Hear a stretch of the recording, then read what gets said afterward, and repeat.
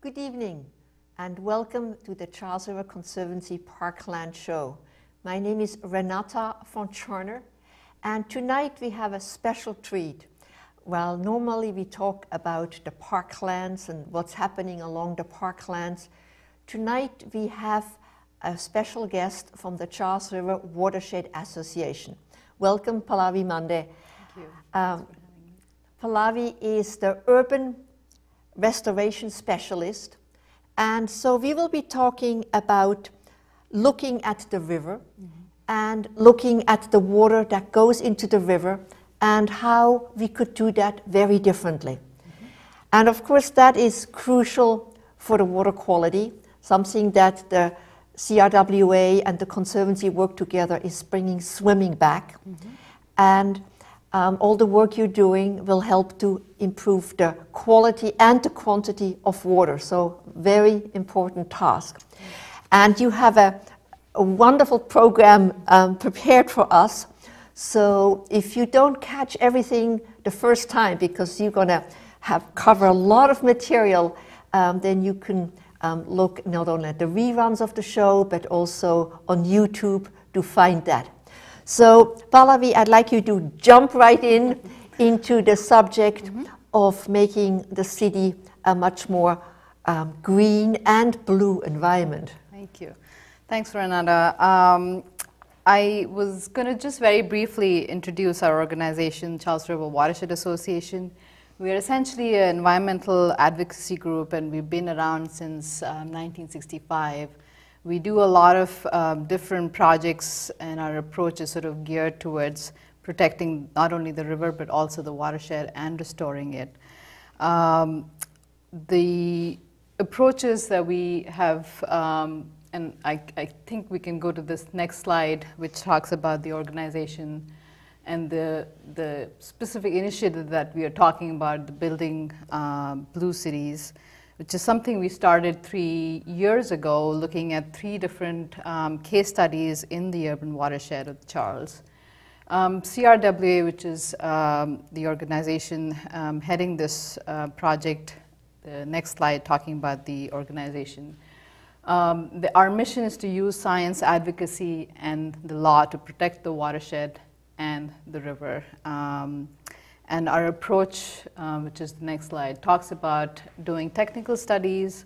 We do a lot of policy and legal analysis, public education, and also fun events like the Run of the Charles, something that folks here would probably be aware of and interested in participating out in April.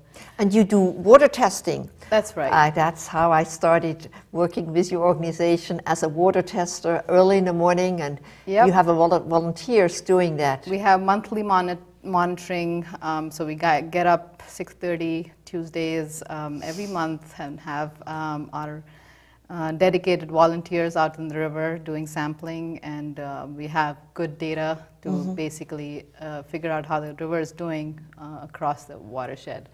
And our watershed consists of actually 35 towns. It's a 80-mile stretch and about over 300 square miles across the watershed, almost 1 million residents that we recorded. And 80 miles of river in that watershed. That's right. So from the upper part of the watershed going right to the downstream. This particular project called the environmentally sensitive urban development, looks at the urban watershed. So as you can see in the graphic behind us, it's largely paved.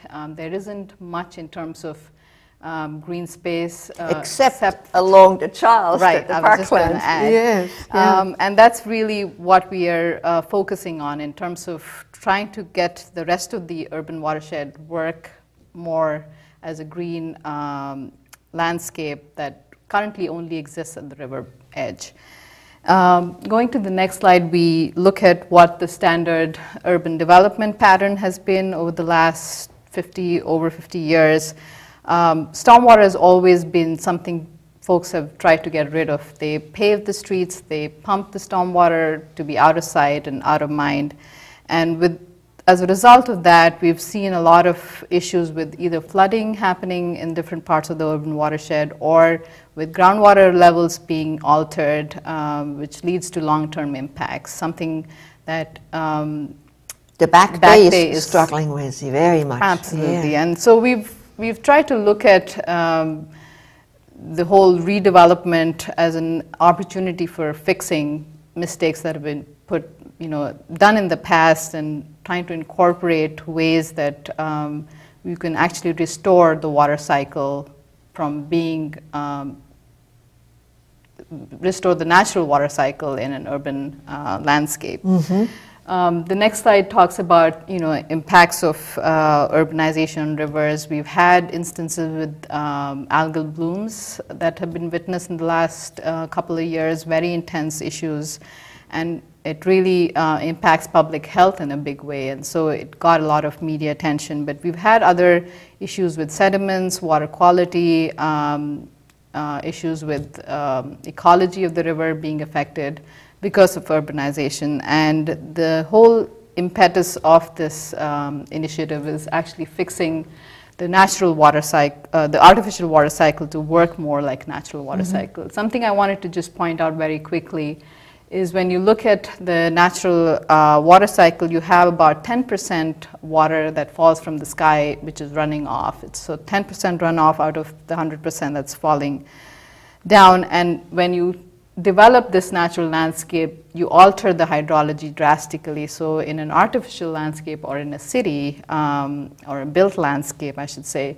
the runoff numbers go up from 10% to actually 55%. So you are causing a lot more water to be draining off. Yeah, so even water that you think goes into the grass and lawn often doesn't have time to really infiltrate. Yes. So you're having a lot more water just gushing off parking lots, carrying with it petroleum and oil and grease and polluting the river. And that's really been a main focus of our approach here. Going down to the next slide, we look at what the Blue Cities Initiative is all about. And we are really trying to focus on going beyond the green building, something that a lot of focus has been laid on the last couple of years, but looking at green infrastructure, which is strategy is to look at low impact development in an urban watershed, looking at retrofitting sub-watersheds that would make the natural water cycle come back to a built environment. So you're taking the green building concept and apply it to the whole city. That's right. Yeah. So the idea is to not only have individual buildings work well for the environment, but actually have sub-watersheds work in an ecological fashion, so you could really look at greening infrastructure rather than just specific buildings.